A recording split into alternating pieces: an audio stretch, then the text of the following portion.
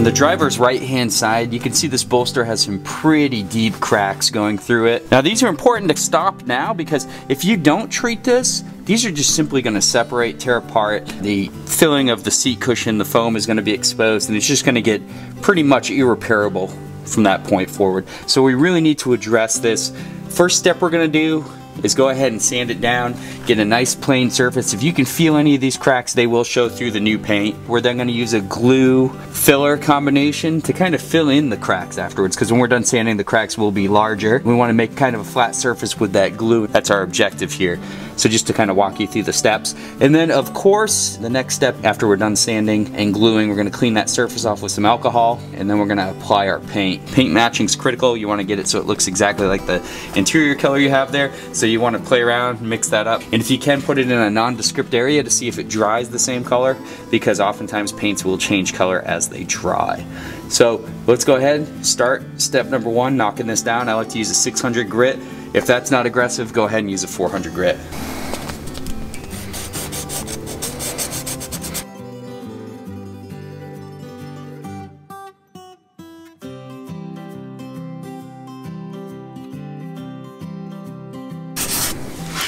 Alright, next step is wiping the area down with alcohol.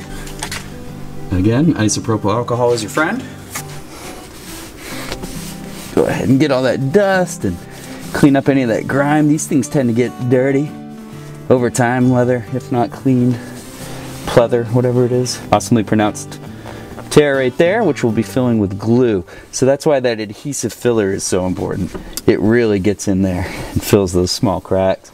And allow that alcohol to fully dry, and now we want to put the glue in place. We want to place the glue in obviously these big cracks and even these smaller ones just to smooth them out. I like using this fan brush. It's really good for spreading it into the crack evenly. So go ahead and start putting your glue slash filler on there.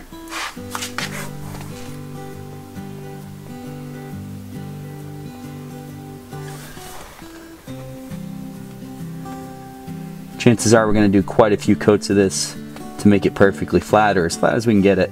So don't be too shy with the glue. Now it's time to paint. And we've placed multiple coats of glue on here. Now some of these deeper ones obviously we're not going to completely have disappear, and that's fine. It'll look more realistic with a little bit of folds, which you see around anyway on aged leather. So we're just trying to hope to prevent these cracks from getting further spread apart and having the foam padding actually be revealed on the inside. So let's go ahead and paint this all one uniform color. See how much of this we actually cover up.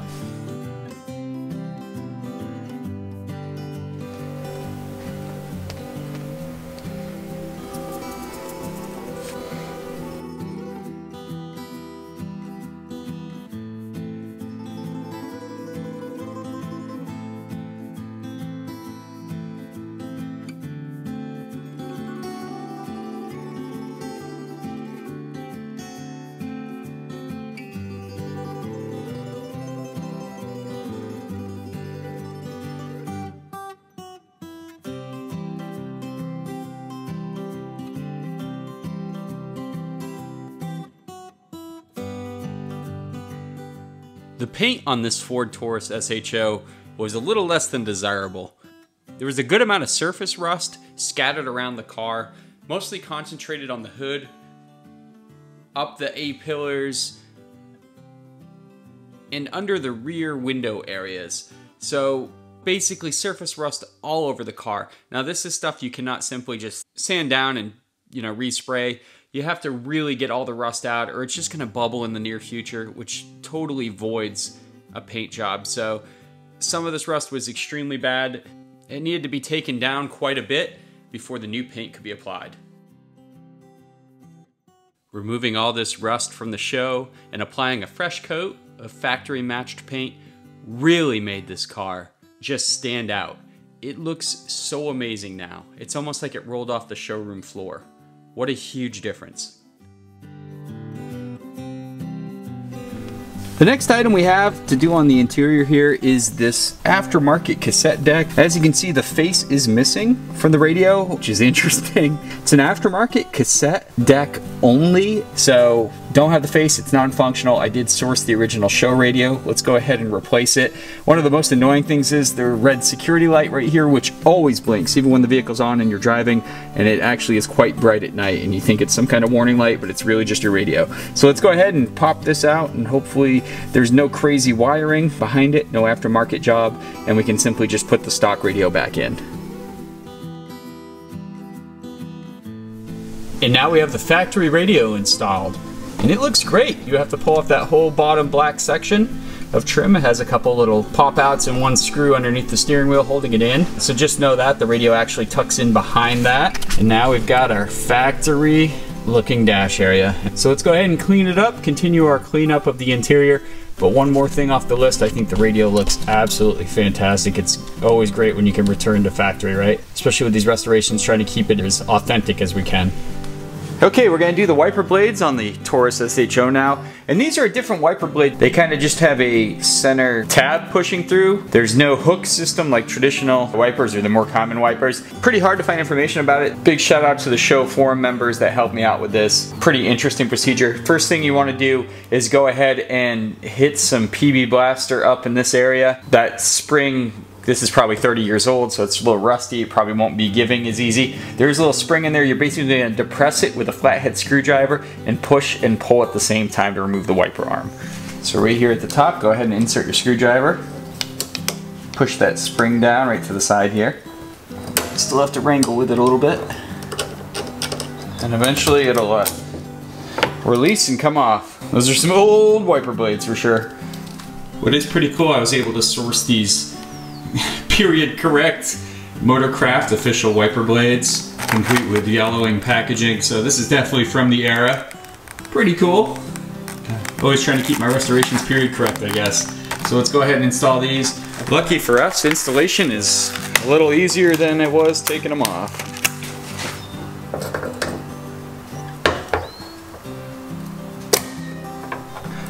And just like that, we have new wiper blades on the Taurus SHO. Just to re-stress why we're doing this project, as you can see here, the sunroof visor cover, however you want to say it, is clearly gone. You can see some remaining sections of the felt that used to line it. So we're gonna have to cut that off with a razor blade. I'm also gonna get a sample of that to go to a fabric store, try to find something close to that. But as you can see, yeah, this totally won't fly. It looks horrible. Now would be a good time to ask yourself, what kind of crazy arts and crafts project have I started now? So my fix is using these childhood, basically educational placemats, if you remember these from the 80s and 90s. They're thin, they'll slide up over the sunroof area where it tucks in under the roof of the actual car itself. So it should work for what we're gonna do. Now I need to measure, cut it down to size. My measurements came out to 16 inches in length, 26 inches in width. I had to combine 3, unfortunately, because they only have a 12-inch width on these. So we've got 3 of them. We're gonna measure, cut those to size. Then we're gonna have to mark where the actual handle is on the sunroof visor. Cut that out. And then the next step will be finding a fabric very similar to what's on the interior of the Taurus SHO. And then going ahead and using a spray-on adhesive, probably a fabric adhesive, and putting that onto here. The final step in my plan is to spray adhesive again on the back of this, stick it to the sunroof, and hold it in place till it hardens. And hopefully that'll be a good enough look and clean up the interior, because that black plastic just looks horrible.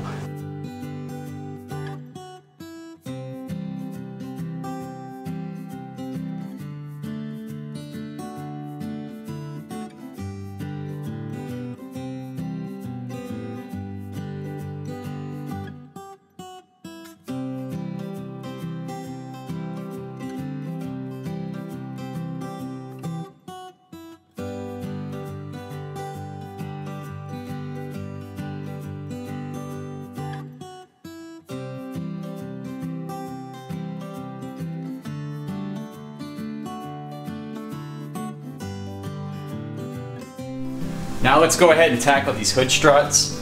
First thing you're going to want to do, it's a little out of frame here, but I've got a little prop rod. It's actually an old broom handle holding it up, which works great. You can use whatever you want. You gotta take the full weight off of these struts because you cannot undo the clips that hold the ball ends on if there is weight on the strut. So go ahead and do that to get the hood weight off, and then be careful as you're doing this. Make sure it's supported well. You don't want the hood to come crashing down on you. These old car hoods, pretty significantly heavy. So let's go ahead and try to remove this. Usually you need a combination of like screwdrivers or pliers to get these bands off. So let's see what we can do here.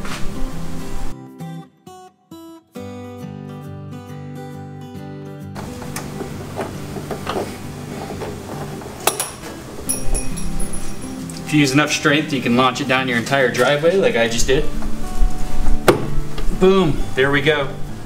So we're down at the other end of the hood strut, and as you can see, it's not a ball socket like they usually are. A lot of modern ones, it's two of these ball sockets. This one is kind of like a loop with a screw going through the middle, or kind of a holding peg, as you can see on the other side here.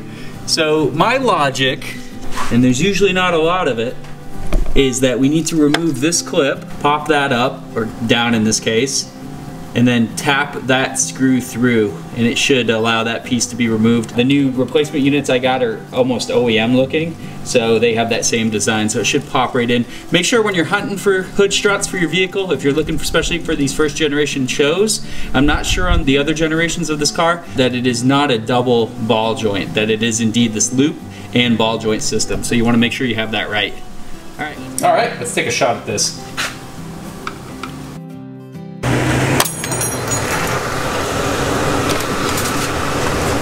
And we have successfully recovered the clip. Back to work. Now I reckon this pin should just kind of slide back through here. There we go, perfect. We're gonna try not to drop this. Whew. Oh, close one. Old strut out. All right, installation is pretty much the reverse of what we just did. So let's go ahead and fit the strut back in down here and slide that pin through. Now there's kind of a groove in the screw here. If you can get that to work for you. You just have to push it, make sure everything's flat, make sure it's flush against the bracket here, and then just push it down, it should clip into place. There we go. We're now secure on the bottom. Yeah, I like that. Now you can slide it on. You might need to lift your hood a little bit manually.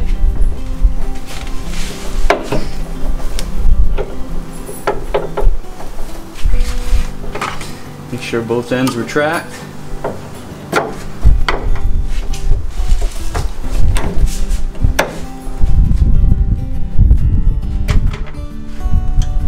Go ahead, make sure that's in place. And we have a completed driver's side, at least, hood strut. Go ahead and repeat this for the other side and you should be good to go. Let's give these hood struts a test, shall we?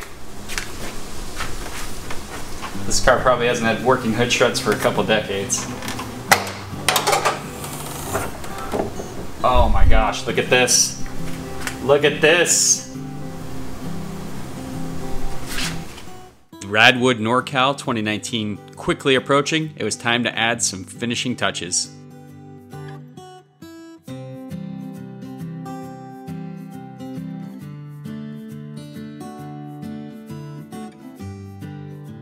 RADwood is a period car show for cars from the 80s and 90s with a focus on keeping them period correct. The show actually received quite a bit of really good feedback and fit in wonderfully. You guys really need to make it out to these shows if you're a fan of cars from this era as much as I am. Even caught up with my old Ford Escort GT, if you guys remember that. Always awesome to see a car I've worked on show up at one of these shows. The trip home, not as rad. The show began to sputter and eventually stalled and would not start again. I feel like it's a fuel pump, but we'll test it and find out.